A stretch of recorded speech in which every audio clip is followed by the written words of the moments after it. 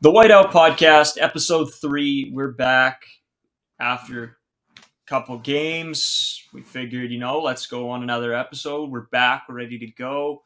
Noah, how you doing? Pretty good. A little tired today, but always ready to talk Jets. Of course, of course. Yeah, so I mean, honestly, since we did our last podcast, they, I don't know. I don't know. The Jets it's so up and down with this team that it frustrates the crap out of me. But I'm pumped. I feel good about the team. I mean, we can talk about just the game last night. I was blown away with how good this team looked. How about yourself? Yeah, like you said, it's either the highest highs or the lowest lows. There's no tight games yet for the Jets so far this year. I guess maybe the Rangers win was tight for close to 60 minutes there for a bit, but yeah, it seems like they either win big or they lose big. Last night, great game by the Jets. They came out, they shut out the St. Louis Blues, a team that isn't easy to play against. But the prior game before Toronto, they maybe let their emotions get the better of them, and Toronto beat them pretty handily. So it's hard to get a nice grip on the Jets and really understand what they are. But I guess that's any NHL franchise right now. You're still in the feeling out process. Yeah, so I mean, going over the game from yesterday, everything was on point. I don't know, maybe a little bit of the breakout. That was the only thing that was like a little bit iffy, but the rest of the game, Hellebuck was amazing. The offense was really good. I feel like Kyle Connor, like he's doing everything right. Like he sort of reminds me of Austin Matthews right now, where they do everything right. They're playing really well, but just they can't find those goals. They can't find the shot. So Kyle that'll Connor was come. robbed of a penalty shot yesterday. Yeah, he was big time. Yeah. Robbed of a penalty shot. Sorry, go on. No, so yeah, you know what? I think that'll all come. I think even when he gets going, it'll be even better, even more offense. Defensively, it's not going to overly change a whole bunch, but offensively, we should start seeing more production out of him. Um, yeah, the 4-1 loss against Toronto. I don't know. To me, I watched that game, and I think that game could have gone either way. Couple bounces go our way, couple don't go their way. There's a really bad penalty call that sort of screwed us. And so, a couple of those plays go the other way, and it's a different game. I think they really didn't play that bad. I won't really say a whole lot else about that. It was just tough. It was a tough game to like watch as a fan because you're like, we could be winning this game.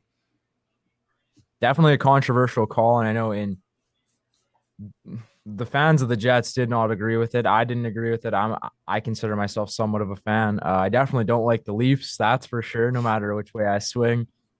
But the Leafs, they came out to play. They had the finish. I mean, it can't all just be on one bad call, right? It's a 4-1 hockey game. Like the Jets need to show up a little bit more than they did in the last two periods. But like you said, I think they probably could have won that game if they just get a break or two to go their way. But that's hockey. Yeah. Um, really early in the year. Yeah, because we Way we to go. see we see the bounce play. I think where Samsonov mishandles the puck behind the net.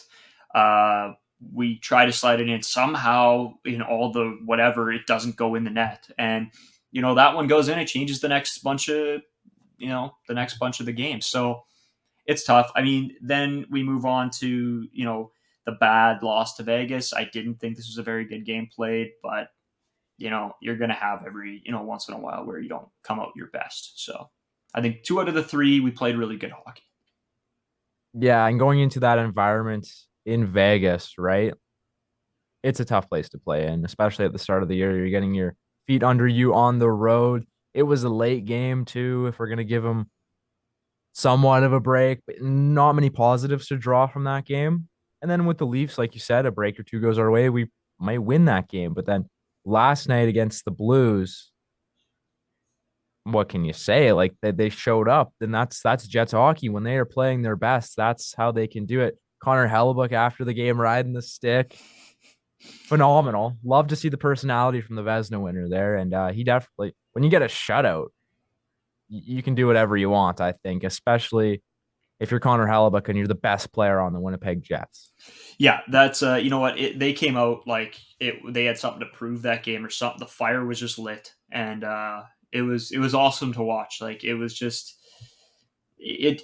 Like I say, they keep giving you faith. They keep wanting you to come back because they'll put on a show like they did last game. So it's going to be a very interesting season. Up and downs, I think, quite a bit. We're gonna, keep going back to okay, we might have an episode where we go, oh wow, they really didn't play well, and then the next week we'll be like, where did this team come from again? Like it's going to be a crazy season. I'm pumped. And Well, not much else I perhaps can say. they had a little bit of fire lit under them, yesterday with Rick Bonus and the whole media availability. He was feeling sick. Maybe they wanted to win one for Rick and they just showed up for nothing. I mean, hopefully it's not like that. Hopefully that's not what they have to do to get the boys to play their best. But you have to think in the back of their minds, the Jets were wanting to win that one for Rick, who was at home watching probably with a bowl of soup. Yeah, going on that availability thing, that was just it was tough. Like it was, you see him trying to battle through, and I don't know when I get he wants to prove this team that he's there for them and everything like that, but I think at the end of the day he's what 65, 60, 68. oh 68. So I think do a quick yeah, search. yeah. So whatever, either way, you're 68 years old. Take some time. Like we don't, instead of being out, 2 weeks and coming back, then being out 2 weeks and coming back, just take your month and get better. That's just it's tough to see. It's that's not something that anybody ever wants to see happen, especially to their coach. So I think yeah, maybe it did give the boys a little bit of something to play for. 68 in January. I get what you're saying too. Take your month, but he's a hockey player. He's a hockey coach. He's trying to tough it out. And at the end of the day, he couldn't. So we'll see when he gets back. Hopefully, Mr. Bonus is healing well, and I'd love to see him behind the bench for a Jets win here because he hasn't had one yet. Yeah, no, and that's exactly. I think he wants he feels like there's something to prove with this team, and I like that about him. I think he's going to do good things for this team, and I think he's going to bring him back. But yeah, so overall, it was a very good week or week and a bit now, was it? But uh, we look ahead now because we can praise them all we want, but we got 3 games coming up where I don't know. I think for me personally, it looks like a easier next 3 games, but you can't count anybody out, right? Arizona beats Toronto, and we have Arizona coming up in the second game on the 28th. So we got the Kings, then we got the Yotes, and then we got Vegas again. So what are your thoughts? Like, do you think what's your predictions? What's your insight into the next 3? I'm gonna go 2-1-0.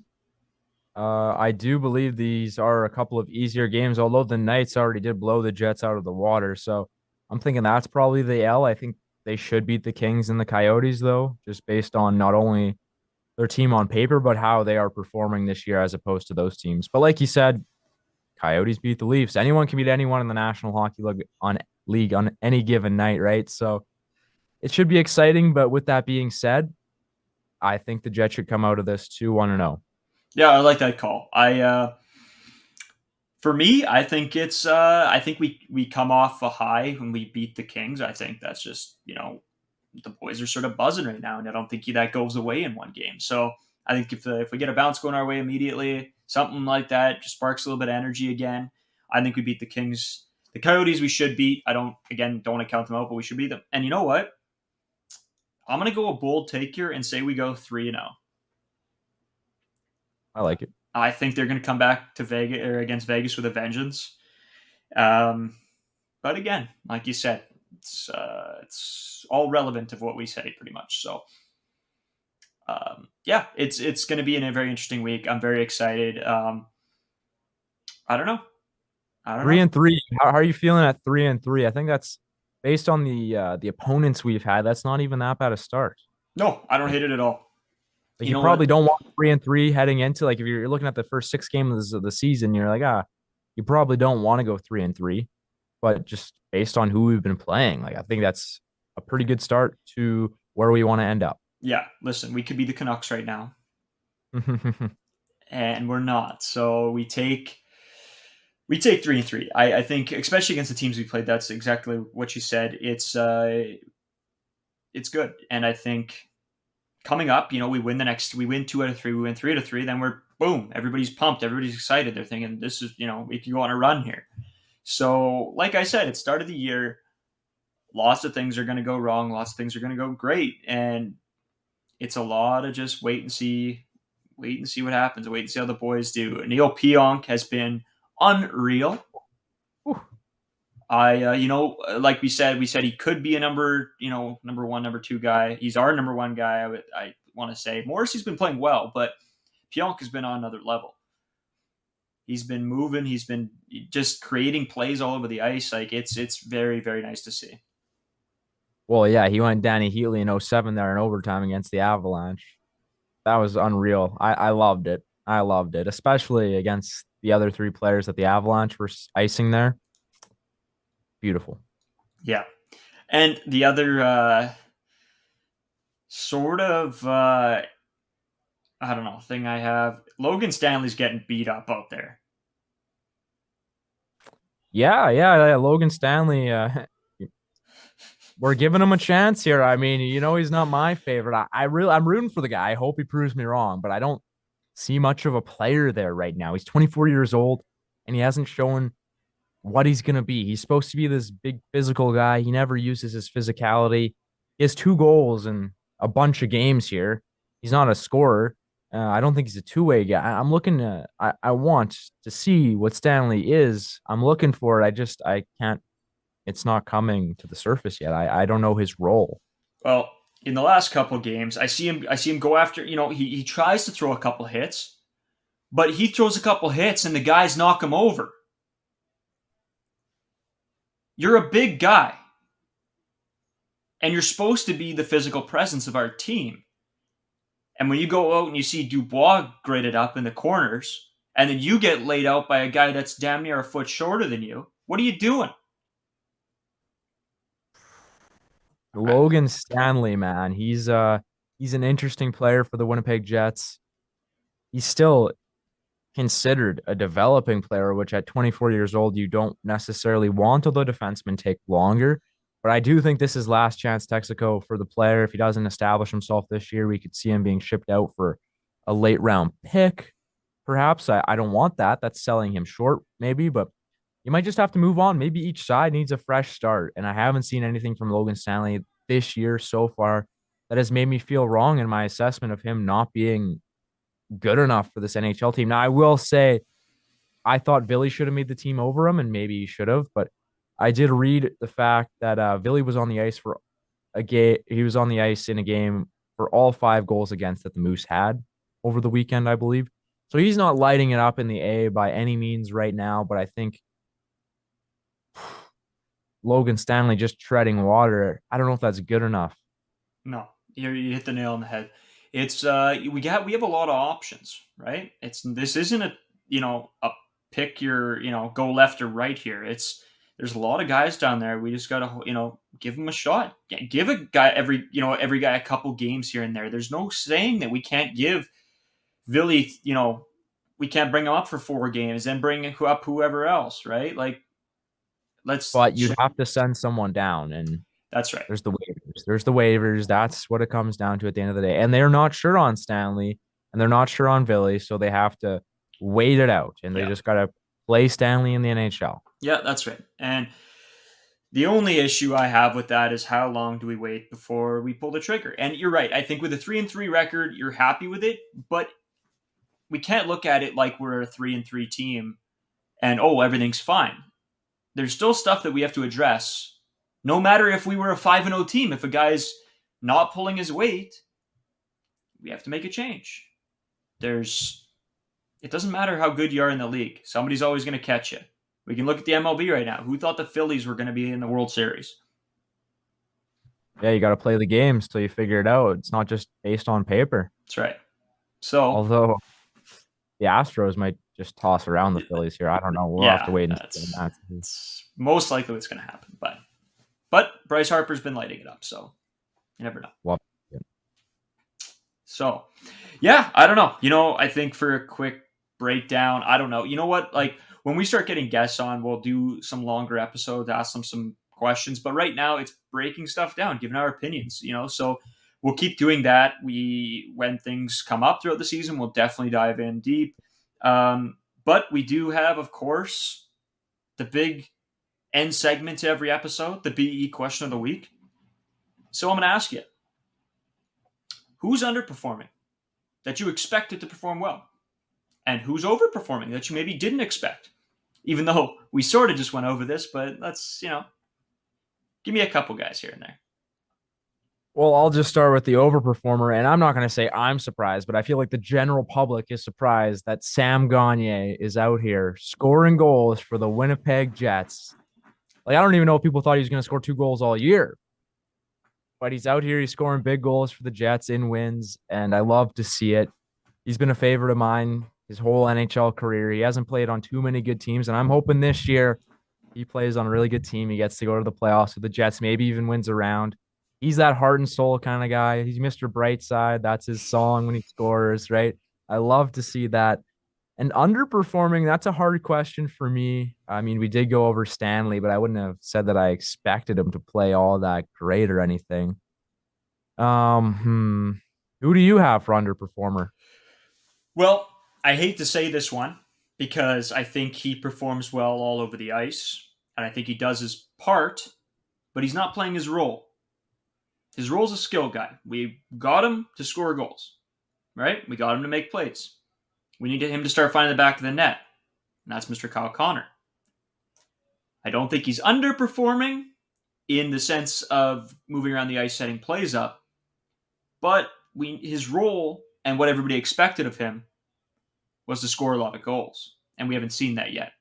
Don't get me wrong. I think it comes. I'm not saying that by any means we got to get rid of Kyle Connor or he's the problem because he's out there moving and he's doing his job, but he's got to put it in the back of the net. He needs to get a greasy one. He's got to be in front and tip one in or throw one at the net and it hits off a defenseman or something. Just get the fire going in him. I don't know. Yeah, for sure. He's only got 1 goal, and I believe that goal is an empty netter, if I'm not mistaken. So he That's could right. score more.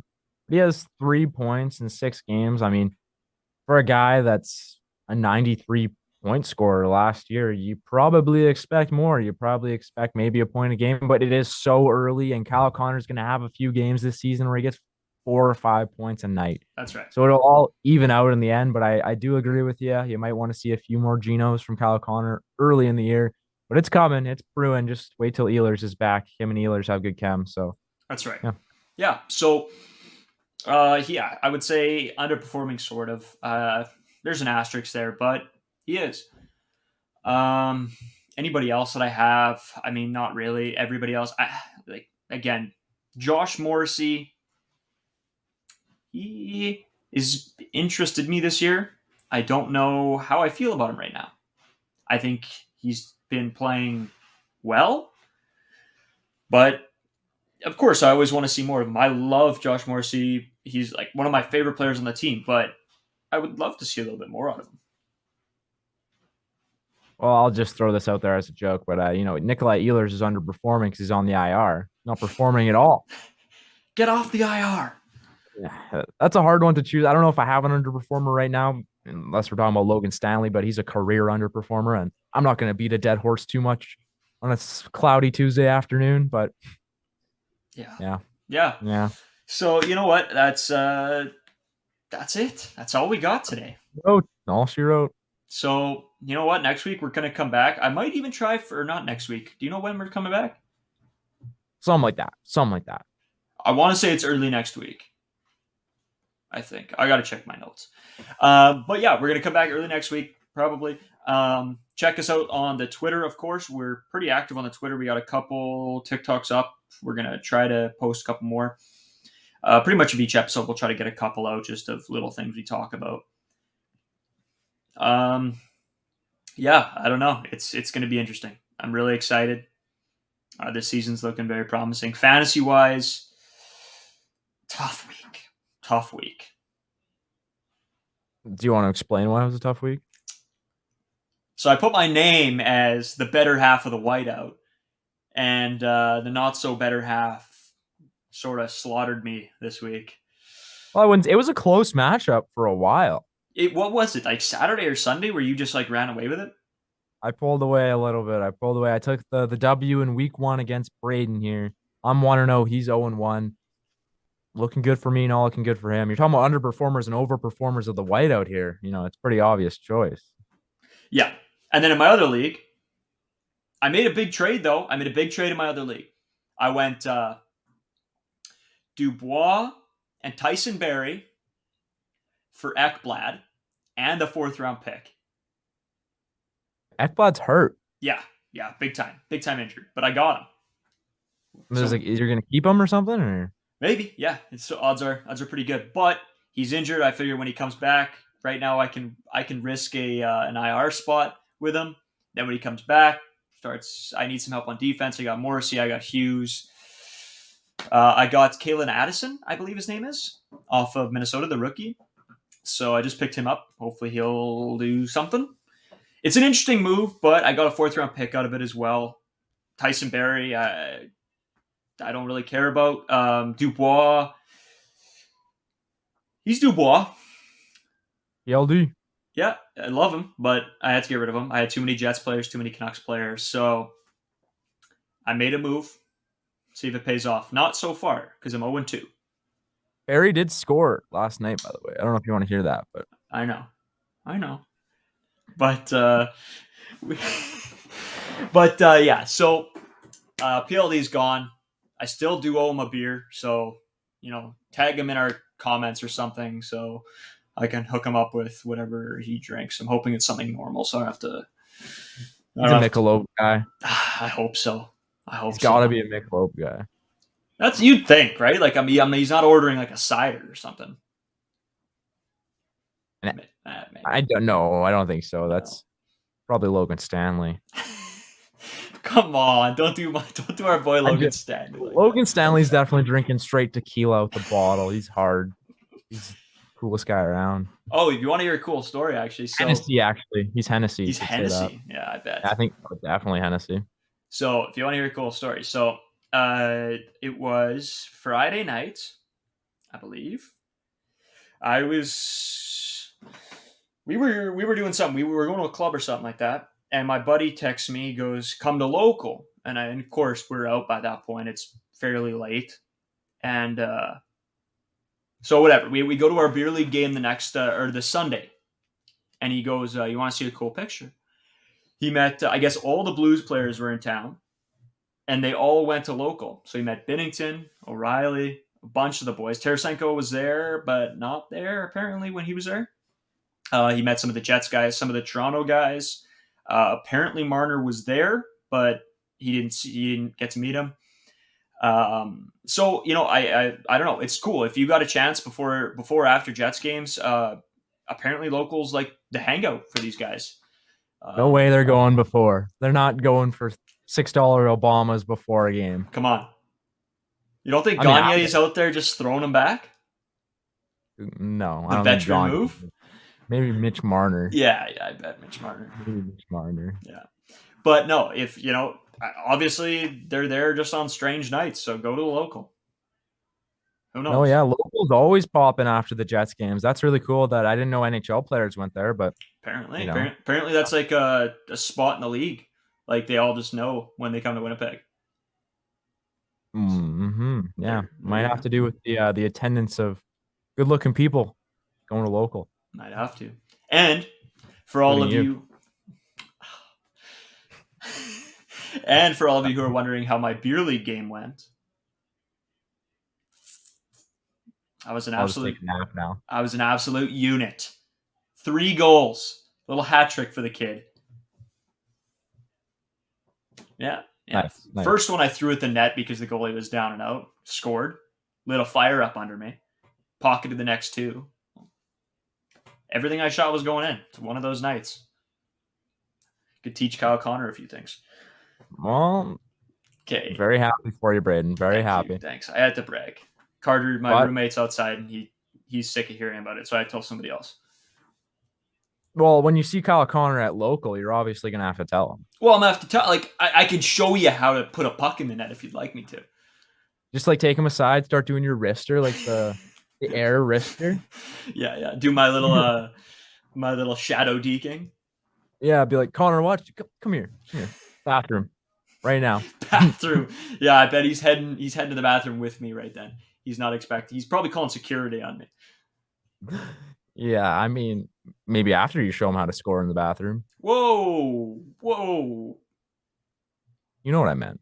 Yeah, I know With what you meant. the The air the wrister. air wristers, the clap bombs from the top of the paint. Yeah. All right. Well, you know how it is. It is another end to an episode. Anything else you got to say, Noel? Not too much. Look forward to the next one. Stay classy, Jets fans.